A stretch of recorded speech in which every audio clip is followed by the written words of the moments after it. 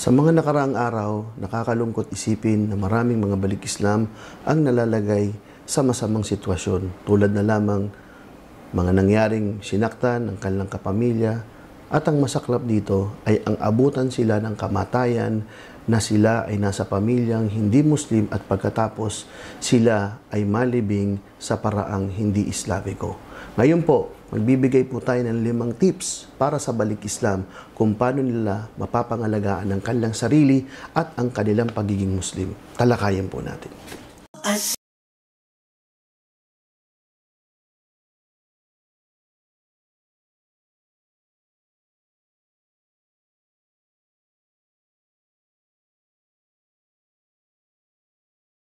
Alhamdulillah, ngayon po sa araw na ito, dahil ako po'y balik Islam at experience natin sa lahat ng mga nangyayari sa mga balik Islam, may inihanda po akong 5 tips dito na insyaallah na kung gagawin ng isang balik Islam ay mapapangalagaan niya ang kanyang sarili at maiiwasan ang masamang pangwakas sa kanya o masamang bagay na mangyayari sa kanya kung siya man ay datnan ng kamatayan o siya man ay malagay sa sitwasyon na wala siyang kapangyarihan na baguhin ito.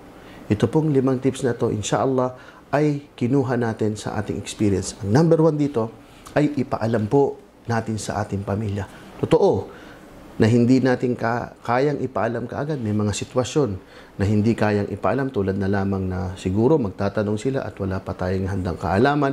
Meron naman sitwasyon na hindi natin kayang sabihin sapagkat sila ay magagalit at baka mas malaking kasamaan pa ang mangyari sa atin. Ngunit ganun pa man, mga kapatid natin balik Islam, dapat paghandaan nyo ito at dapat hindi habang buhay ay tatago nyo sa pamilya nyo. Dapat malaman nila na kayo ay isang Muslim, malaman ng inyong kamag-anak, ng inyong kaibigan, ng inyong pamilya. Of course, sa umpisa, maaring hindi ka pahanda, pero hindi habang buhay na ganito ang sitwasyon. Dapat darating ang panahon na ipapaalam mo sa kanila ang iyong pagmumuslim. Yan ang una. Pangalawa, ibilang natin ang ating sarili sa isang jamaa o sa isang congregation ng mga Muslim.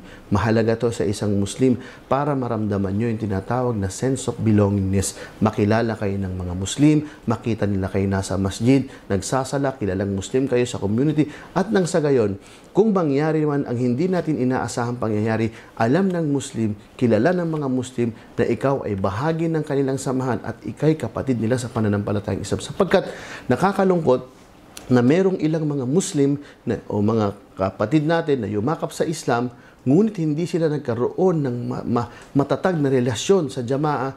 Kapag sila ay pumanaw o nagkaroon ng hindi magandang pangyayari, ay walang kakayanan o questionable ang mga kapatid nating Muslim kung paano nila tutulungan sapagkat wala naman silang malinaw na ugnayan sa bagong kapatid na ito. Pangalawa po yun. Ang pangatlo ay iparehistro po ninyo o kumuha kayo ng conversion certificate na ilalim ng government natin. Totoo, marami nag-Muslim sa ibang bansa, Saudi Arabia, sa UAE, sa Qatar, Kuwait, iba't ibang lugar. At meron din sa Pilipinas na nakakakuha kayo ng certificate here and here. No? Pero, mali po. Dapat po, ang kunin yung certificate ay yung mismong issue ng government. Makukuha natin to sa mga Sharia office na meron tayo dito sa Pilipinas. Pwede rin tayo makipag-ugnayan sa NCMF kung kailangan natin.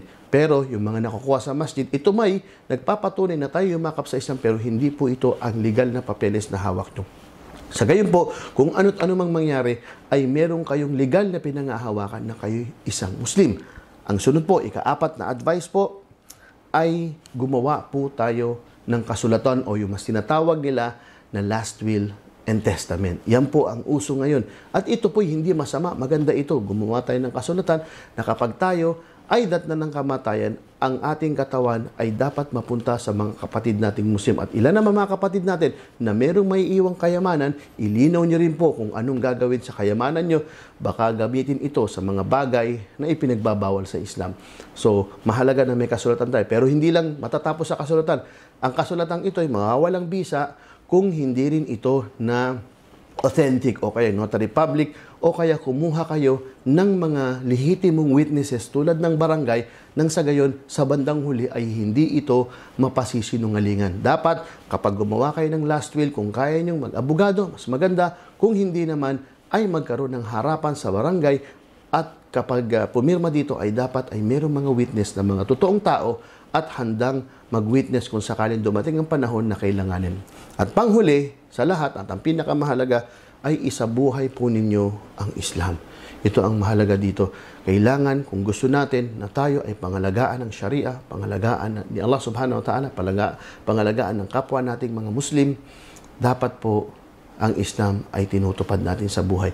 Kabilang narito yung pag-aaral ng Islam, kabilang narito yung pagsuporta sa mga kapwa Muslim, jamaa, pagsasala sa masjid. Dapat po isinasabuhay natin ang Islam kung gusto natin maging tunay na Muslim. Marami sa atin nag-Muslim, kaso nga lang hindi sinabuhay ang Islam. Nung dumating na ang panahon na kailangan nilang Islam, walang tumayo para sa kanila sapagkat hindi naman nila isinabuhay ang Islam sa kanilang sarili.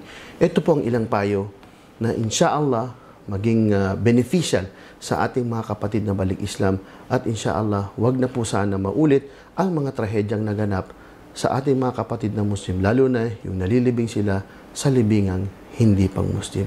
Maraming salamat po. Wassalamu alaikum warahmatullahi wabarakatuh.